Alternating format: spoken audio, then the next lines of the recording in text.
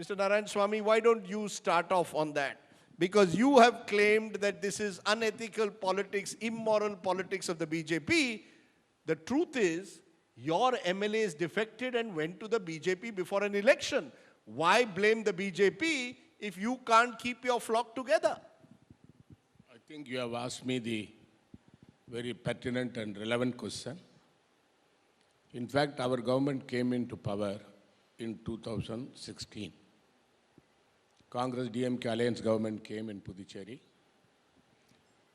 And before we took oath of office, Dr. Kiran Bedi was appointed as the Lieutenant Governor.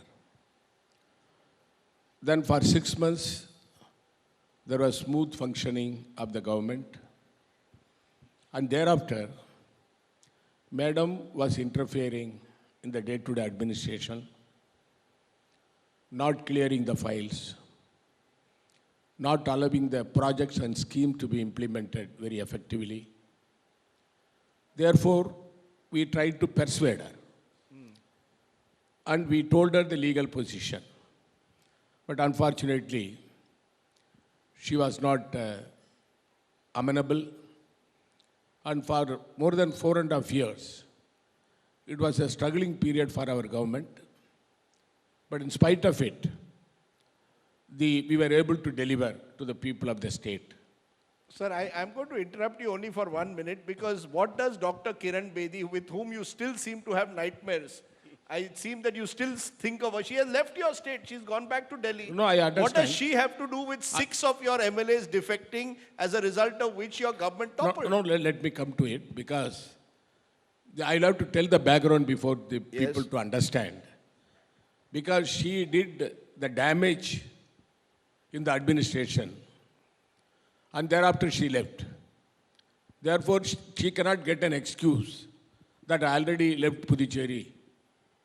Secondly, you asked me the very important question that the 6 of your MLAs have defected, though it is, you are claiming that it is a politics of poaching.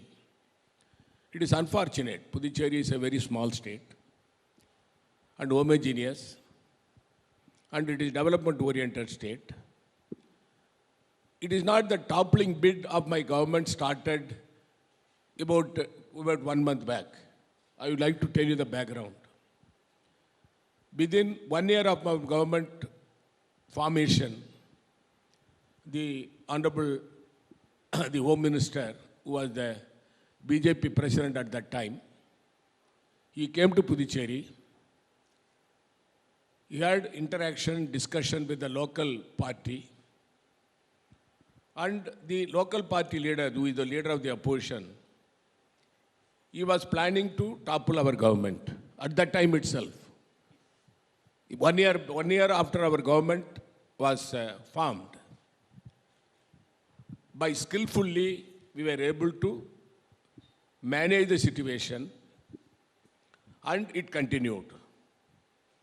Thereafter, from time to time, there were attempts by the local NR Congress leaders, AIDMK, and RSS leaders from Chennai.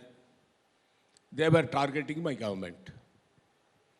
And now latest addition in that is the Karnataka BJP leaders. They landed in Puducherry in helicopter with bag full of money to topple our government.